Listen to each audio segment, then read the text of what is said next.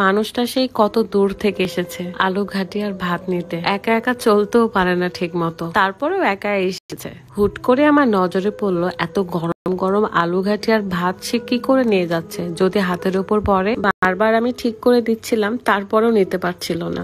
আর এই আমি কিভাবে তাকে একা ছেড়ে দেই বলেন? তার সঙ্গে তার বাড়ি চলে যাচ্ছিলাম, মনে করেছি কাছেই হবে, কিন্তু না, বেশ দূরে। আমি তাকে বললাম, আপনি একা কেন এসেছেন? সে বলে, আমার কেউ নেই, যারা আছে তারা আমার সাথে আসেন নাই। কথাটা আমি বুঝলেও এড়িয়ে গিয়েছি, কারণ এসব নিয়ে তাকে প্রশ্ন করতেই চাইনি। কারণ আমিও দেখেছি আপন মানুষগুলো কখনোই সময়ের সাথে সাথে আপন থাকে না, পর হয়ে যায়। এতটুকু জীবনে আমি নিজেই কতবার এই প্রমাণগুলো পেয়েছি।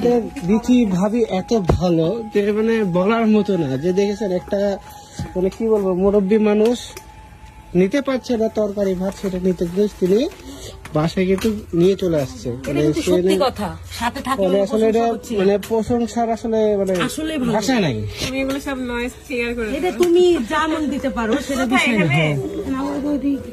তারা জানে আমি নর্মালি ভিডিওর ভয়েসটা রাখি না, আমি নিজেই ভয়েস ওভার করে ব্লগ করি। এই কারণে তারা আমার এই সরলতাটার প্রশংসা করছিল, যদিও আমি প্রশংসা পাবার যোগ্য কিনা আমি জানি না। টাকা দিয়ে পৃথিবীতে আসলে সবকিছু হয় না।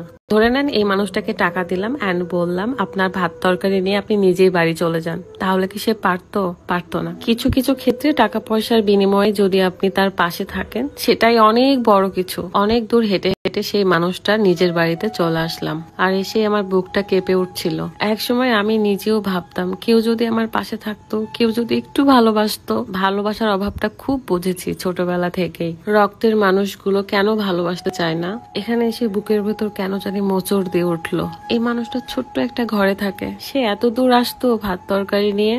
আমি তো চাইছিলাম তার বিছানা পর্যন্ত খাবারটা দিয়ে আসবো, কিন্তু তিনি বললেন যে এখানেই রাখো, আমি নিজেই নিতে পারবো। তাই আমিও আর কথা বাড়াইনি। কিন্তু সে যে মন থেকে আমার জন্য দোয়া করছিল, এটাই আমার অনেক দরকার ছিল জানেন। মন থেকে দোয়াটা অনেক চাইতাম। আর এখন আমি সত্যি আপনাদের এত ভালোবাসা পাই, এত দোয়া পাই, নিজেকে ধন্য মনে হয়। ভিডিওটা জাস্ট আমার কিছু রক্তের মানুষদের দেখানোর জন্যই করেছি। ভালোবাসার জন্য, দোয়া করার জন্য খুব একটা বেশি কিছু লাগে না, টাকাও লাগে না। শান্তি পেলাম, শান্তি।